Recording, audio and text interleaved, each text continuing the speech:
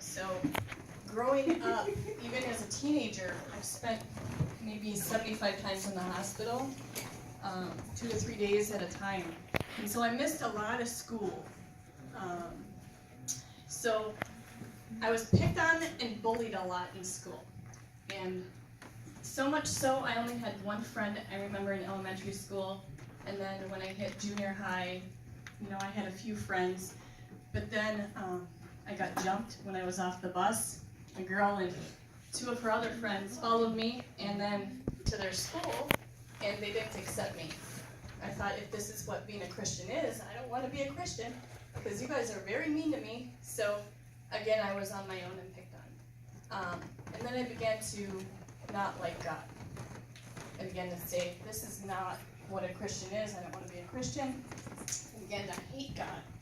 And then that and my illness and being compounded, I was fake all the time. Because I wanted to feel loved. I wanted that. And so I was hurting a lot as a kid.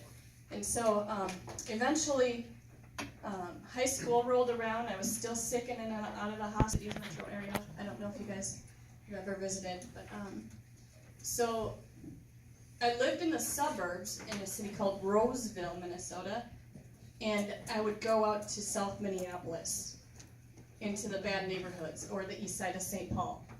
And I always, because I wanted to be accepted, for over a year and a half, I began to wonder, there had to be more to life than what I was doing. There had to be more to life than what I was living. My grandma had passed away, and I was just tired of doing the same old thing day after day after day. I was that sister you guys are praying about, or that aunt you guys are praying about. I was that person or that mother that just, I had no purpose.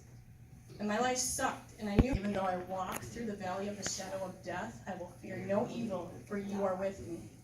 Your rod and your staff, they comfort me. You prepare a table before me in the presence of my enemies. You anoint my head with oil, and my cup runs over.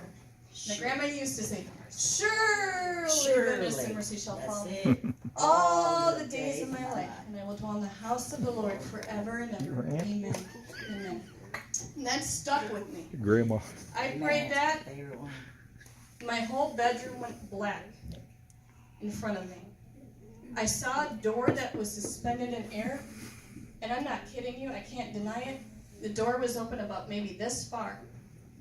Then I saw a hand like this, probably about up to here, through this open door.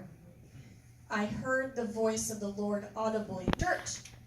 And the day I went to his church, the pastor was teaching out of John, chapter 3. He said, does your relationship with God make you sure you're going to go to heaven when you die? And I thought, that's interesting. And he began to talk about a relationship with God through his son, Detroit. So here we are, 725 miles away from St. Paul, Minnesota, Iron River, Michigan, starting a church on the east side of Detroit. We have no idea what we're doing, right? East side, right. So we moved to the east side. We moved, whoa. Right. So we lived in a place, and so we were able to get our money back to escrow, and then we ended up moving over off on Baldwin Street on Warren and Gratiot, the other side, in apartments. And so we stayed there until I moved. We moved to Garland Street off of Mac and Bewick, and we lived there for almost a little over a year, and then we moved by City Airport off of Gratiot and Christie.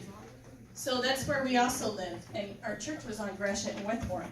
And so then I got pregnant with my 4-year-old son now, and so 6 months and 11 hospitalizations after that up until he was a year old.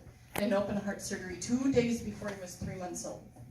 So it was hard. We were kind of divided, and then we moved back to St. Paul, Minnesota for 3 years, where my husband served under the pen. Went to like 5 or 6 churches, and we were praying, Lord, where do you want us? Where do you want us? And when we first came here, I remember my husband's favorite song is that song, Amazing Love, How Can It Be? that you, my King, would die for me. And then that was playing in worship. And then one of the elders was teaching about prayer. But it was so solid. The teaching was so solid. It wasn't wishy-washy. And it wasn't, you could be this mediocre Christian and just go through the motions and just go and attend a church if you want. We wanted to be somewhere where we could grow in our faith, grow in our relationship with the Lord.